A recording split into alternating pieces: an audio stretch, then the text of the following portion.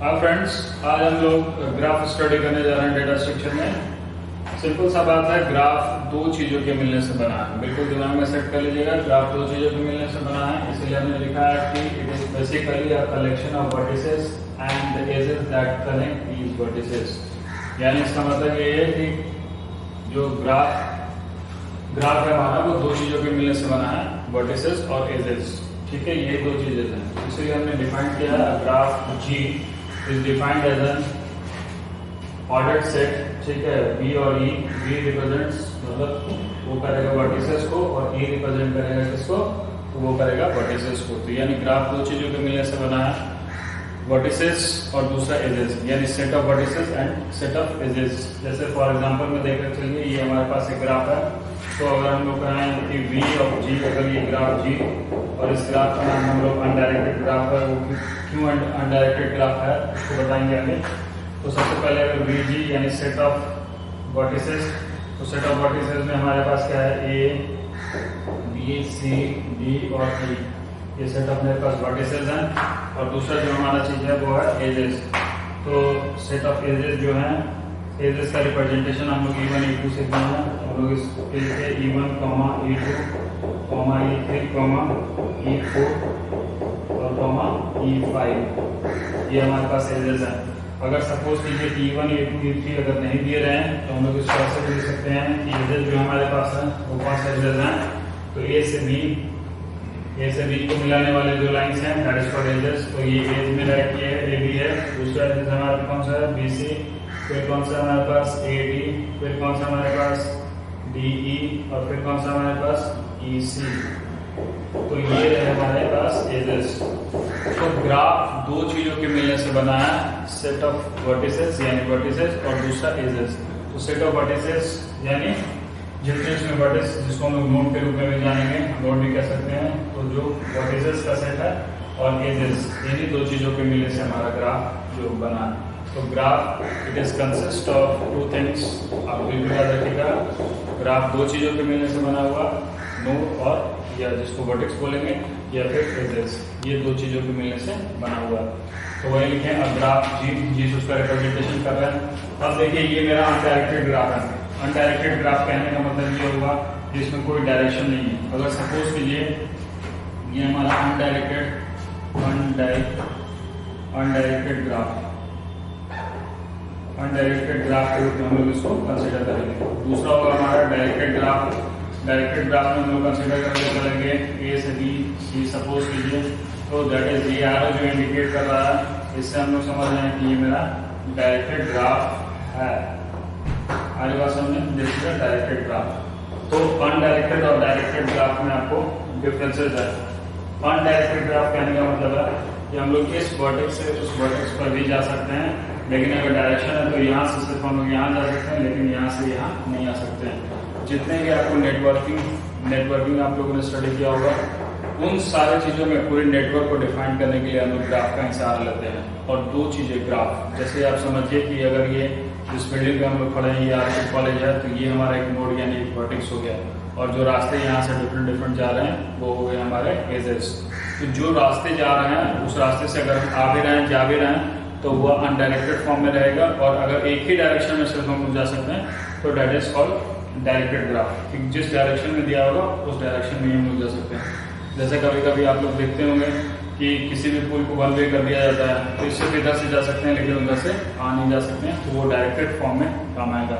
और जितने भी नेटवर्क हैं, उस नेटवर्क को स्टैब्लिश करने के लिए, यानी उस पूरी चीज़ों को प्लॉट करने के लिए हम लोग ग्राफ का ही सहारा लेते हैं, और ग्राफ से ही हम लोग अपना काम करते हैं। तो इसीलिए ग्राफ के डेफिनेशंस को बिल्कुल ध्यान से रखिएगा। और graph is defined as an ordered set. अब ये ऑर्डर्ड सेट की जो बात होगी, जैसा कि हम लोगों ने पढ़ा था कि वो ऑर्डर्ड सेट का कहने का मतलब है कि सपोज कीजिए कि जैसे हम लोग यहाँ पर ये लिख रहे हैं, तो इसमें कहने का मतलब है कि A से हम लोग B पे जा रहे हैं, लेकिन हम लोग B से A पर इस तरह से हम लोग डिफाइन नहीं कर सकते, यानी दोनों आपस में इक्वल नहीं है। ऑर्डर्ड सेट के बारे में आपको ध्यान होगा कि जब आप लोगों ने मैथमेटिक्स को स्टडी किया होगा, तो उसमें ऑर्डर्ड सेट की बात आई होगी। उसके बाद फिर कार्टेशियन प्रोडक्ट का जो कॉन्सेप्ट दिया गया होगा, वहां से ये बात है। तो उसी चीज को हम यहाँ पर एक बार दोबारा से आपको एक्सप्लेन कर देते हैं कि बेसिकली हम लोग ऑर्डर सेट करने का हमारे पास मतलब क्या हुआ।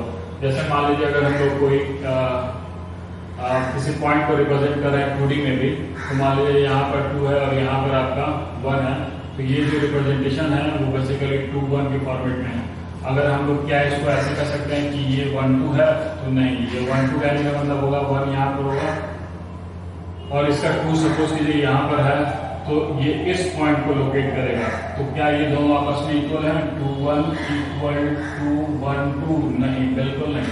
तो इसका मतलब है कि जो भी हम लोग रिप्रेजेंट कर रहे हैं वो एक ऑर्डर सेट के रूप में हम लोग डिफाइन करते हैं, ताकि हमारा जो है वो सही ढंग से काम चल सके। तो इसीलिए जब भी होगा हम लोग डिफाइन करते हैं ग्राफ्स को, तो वो एज ऑर्डर सेट के ही रूप में हम लोग इसको डिफाइन करते हैं। तो ये रहा आपका पूरा डेफिनेशन। अब हम इसके कुछ टर्मिनोलॉजीज को देख लेते हैं और टर्मिनोलॉजीज की बात करते हैं। नाउ फ्रेंड्स, अब हम लोग ग्राफ टर्मिनोलॉजीज को हम लोग देखेंगे। तो ग्राफ टर्मिनोलॉजी सबसे पहले हमने दिया है कि एडजेसेंट नोड क्या होता है, उसको बताएंगे। डिग्री ऑफ नोड क्या है, path, cycle, loop, multiple edge, size of graph. ये सारी चीजों को हम एक एग्जांपल देकर के सारी चीजें आपको क्लियर कर देते हैं। सपोज ये मेरा ग्राफ है और हम ये जानते हैं कि ग्राफ मेरा 2 चीजों के मिलने से बना है। एक हुआ दैट इज कॉल्ड वर्टेक्स और दूसरा चीज है हमारा नोड, ये जिसको नोड भी बोलते हैं, और दूसरा चीज जो है हमारा एज।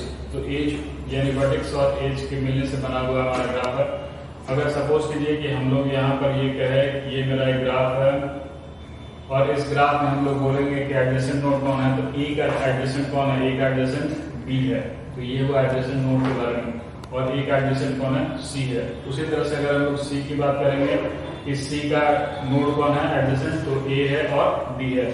और अगर क्या सी का जो एडजेसेंट यानी नेबर जो है बी है, नहीं, वो नेबर बी नहीं है। सपोज कीजिए अगर इससे एज में कनेक्ट कर देंगे तो हम कह सकते हैं कि सी का नेबर कौन है, तो ए भी है, बी भी है और डी भी है।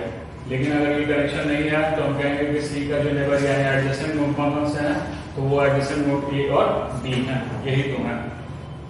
अब आइए इसके बाद हम लोग दूसरा चीज डिग्री ऑफ द नोड को समझने की कोशिश करते हैं। तो सपोज कीजिए कि ये मेरा ग्राफ है और इस ग्राफ को अगर हम लोग कंसीडर कर रहे हैं इस तरह से, तो यहाँ पर हम पूछे कि भाई डिग्री ऑफ नोड क्या होता है, तो जिस हर एक वर्टेक्स का अपना अपना यानी हर एक नोड का अपना डिग्री होगा। तो ये नोड का डिग्री कहने का मतलब यही है कि अगर इस नोड से जितने भी एजेस कंटेन वो करेंगे तो उसका डिग्री कहलाएगा। तो इसका मतलब है इसका क्या होगा, डी इज डिग्री ऑफ ए का डिग्री निकालेंगे तो दैट इज 3। उसी तरह से अगर बी का डिग्री निकालेंगे यानी डिग्री ऑफ बी की अगर हम बात करेंगे तो दैट इज 2। और डिग्री ऑफ इसका डी की बात करेंगे तो डी का जो डिग्री है वो हमारे पास 3 है। और उसी तरह से अगर सी का डिग्री निकालेंगे तो सी का डिग्री जो है वो 1 है। तो ये रहा, यानी जितने एजेस कंटेन करेंगे जो node, that is called degree of, ठीक है, डिग्री ऑफ द नोड कहा जाएगा। Is it clear? नेक्स्ट आपका पाथ। पाथ सपोज कीजिए कि अगर हम लोग बी तक पहुंचना चाहते हैं तो हमारे पास एक पाथ है बी, तो यानी जो जो एजेस से होकर के गुजर जाएंगे तो वो एक पाथ के रूप में डिफाइंड होगा। साइकिल कहने का मतलब क्या होगा कि हम जहां से चले और फिर घूम करके अगर उसी जगह पर पहुंच गए तो वो एक साइकिल ग्राफ के रूप में हम लोग उसको कंसीडर कर सकते हैं। लूप कहने का हमारा क्या मतलब है, जैसे हमारे पास सपोज कीजिए ये हमने एक ग्राफ बनाया और इस ग्राफ में अगर हम लोग लूप यानी वहीं से चले वहीं पर पहुंचे यानी सेम नोड से सेम नोड पर, दैट इज कॉल्ड लूप। ये हमारा लूप का कॉन्सेप्ट हुआ। तो ये लूप जो है वो ए पर चल रहा है, तो ये हुआ लूप। उसके बाद मल्टीपल एजेस कहने का मतलब है तो ए पर मल्टीपल एजेस है। एक तरह से ये जो लूप चल रहा है वो, या फिर अगर दूसरे ढंग से रिप्रेजेंट करना चाहेंगे तो अगर ऐसे बात करेंगे तो यहाँ पर ये मल्टीपल एजेस है, यानी एक से ज्यादा एजेस होंगे तो वो मल्टीपल एजेस कह जाएंगे। यानी एक से ज्यादा रास्ते एक नोड से दूसरे नोड जाने के लिए अगर है तो वो मल्टीपल एज के रूप में कह जाएंगे। लास्ट में हमारा जो है वो size of graph. Size of graph कहने का मतलब ये हुआ कि हम जो ग्राफ लेकर के चल रहे हैं, ठीक है, उसमें कितने एजेस हैं उन कलेक्शन यानी टोटल नंबर ऑफ एजेस जो हम लोग कंसीडर करके चलेंगे वो साइज ऑफ ग्राफ के रूप में माना जाएगा। अब सवाल उठता है कि हमारे पास टाइप्स ऑफ कितने तरह के जो है वो ग्राफ होते हैं, उससे रिलेटेड बात हम लोग कर लेते हैं।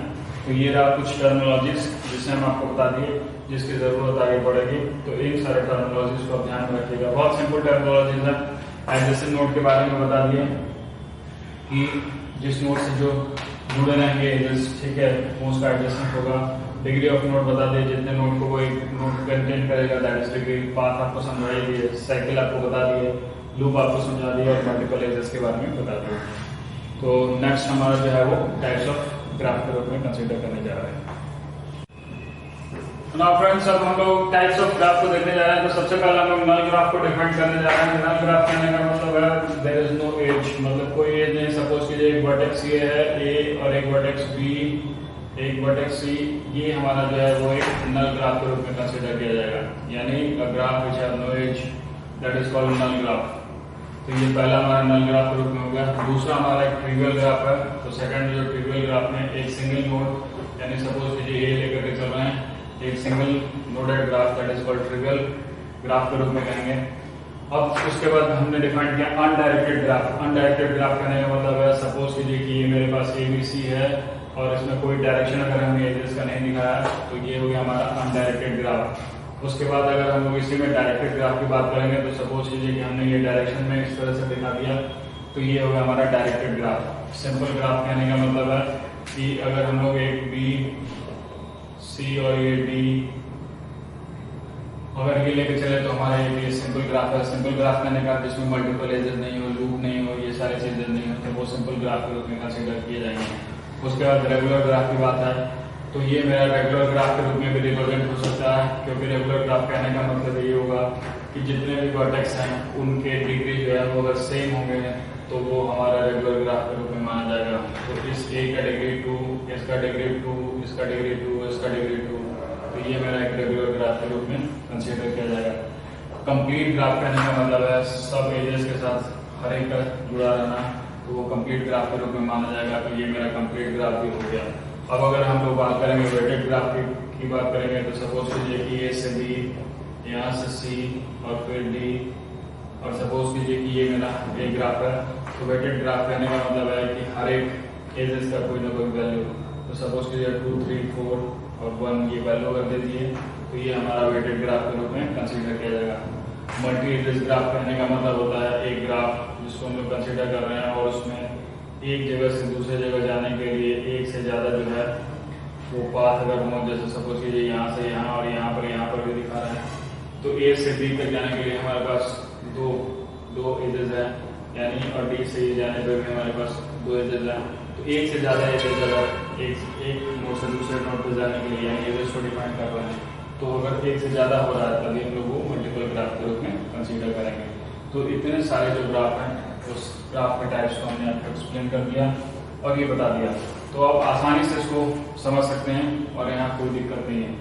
ध्यान दीजिएगा सिर्फ 2 बात कि डायरेक्टेड और अनडायरेक्टेड ग्राफ का मतलब में थोड़ा सा जो डिफरेंसेस मेन है उस डिफरेंसेस को आपको समझना जरूरी है, क्योंकि उसी में ऑर्डर पेयर की बात आपको हमेशा आएगी और उसी ऑर्डर पेयर को ही आपको समझना होगा। जैसे कि सपोज कीजिए कि हमने एक ग्राफ बनाया,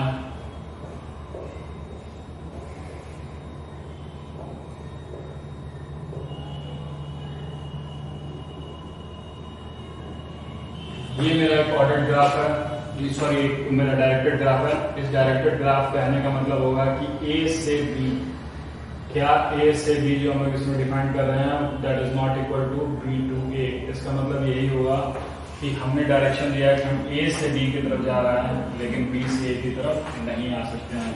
और अगर यही हम लोग अनडायरेक्टेड ग्राफ की बात करेंगे तो उस केस में हमारा जो होगा उसमें अगर हम लोग इसको कंसीडर करेंगे तो हम ए बी और that is equal to b a ऐसा कहेंगे तो ये बिल्कुल सही होगा। तो हमेशा ऑर्डर पेयर के रूप में हम लोग कंसीडर करते हैं डायरेक्टेड ग्राफ में। तो इस बात को आपको हमको बिल्कुल ध्यान में रखना होगा, क्योंकि ये मैटर है कि ए से बी जा सकते हैं लेकिन बी से ए नहीं आ सकते।